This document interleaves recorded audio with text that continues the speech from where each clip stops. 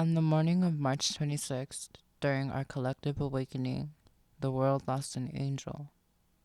This video is to help heal as we continue our mourning of our beloved brother, cousin, friend, son, uncle, and everything in between. Mourning the death of a loved one can be a range of emotions.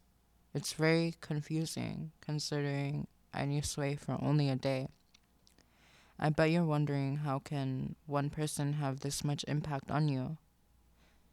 And the truth is, I'm still figuring that out. March 25th, the first day of Mujer, which I was 30 minutes late to. There were about 3 seats available, and I have terrible anxiety. So I guess my spirit decided it wanted to sit next to Sway.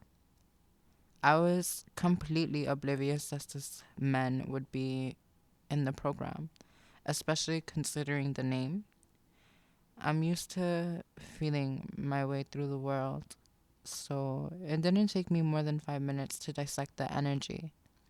Some men genuinely want to be in alliance. Sway is one of them. And then there are some who are defiant. Defiance isn't always bad, but it is when it's used to oppress. There was this one person disrupting, being transphobic, misogynistic, and straight up violent. And Sway said non confrontationally, "If you don't want to be here, you can leave. But don't come here and disrupt our education." He protected us who fell victim to this person's foolishness.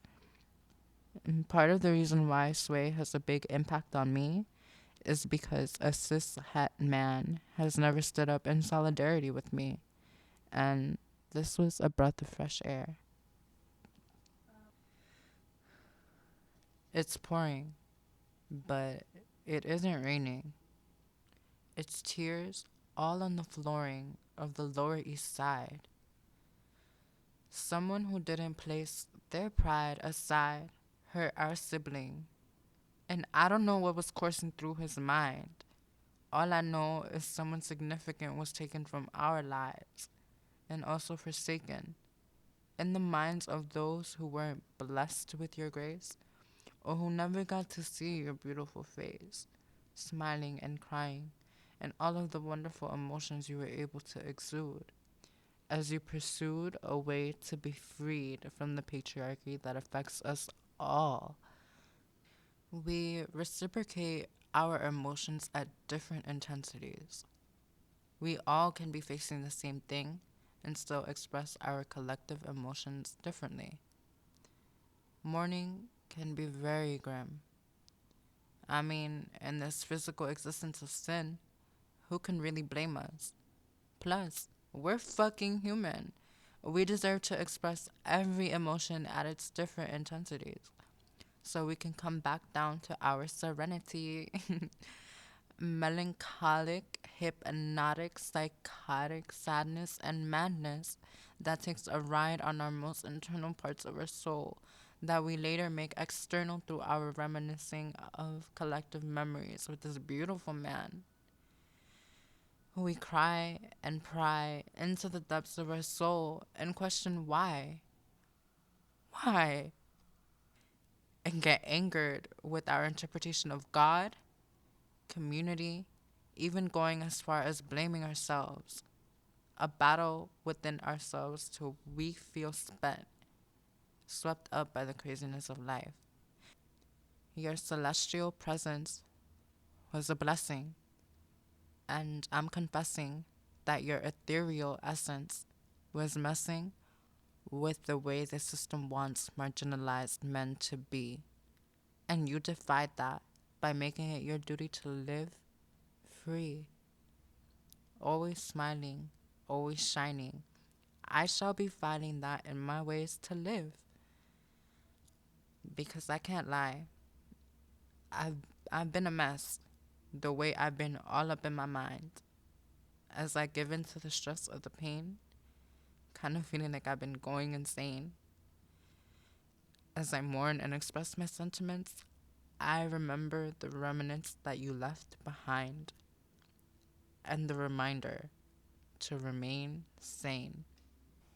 Your frequency accomplished so much in such a short time, and you transcended the illusions that this world places on our minds, which is why Source decided to make you descend into the abyss that we know as heaven.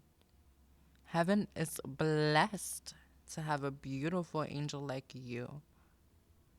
Morning can be very beautiful because although you're not physically there, you're still here guiding your loved ones and those who remember you, who love you, and who have learned from you. Upon my research, I was introduced to a newer way of looking at death, especially through our collective cultures and ancestral lineages. Some cultures even celebrate this passing, not essentially as the loss of a loved one, but more so their transferring of this life into another dimension. I guess it's only within Western perception where we view death as only sad and mad. But when we mourn, we're also glad for all of the times we were blessed with them.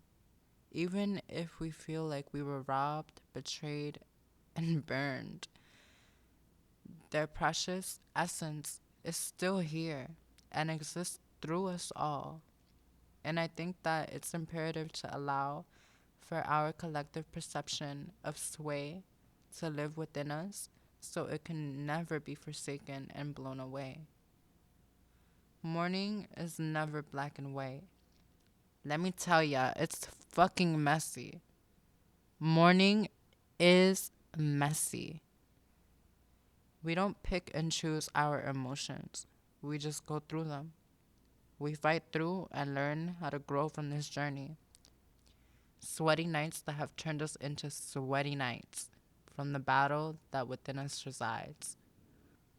Mourning can have its good, its ugly. Above all else, its realness within us. And that's all I know. It's messy. Yeah, it's hard. But it brings us closer to who we are, even if we're still figuring it out. It's raining, but not pouring. As you're soaring up above, like the dove that you are, I wish you stayed. And I love you, Sway. But God needed you more. And you'll still be with us night and day.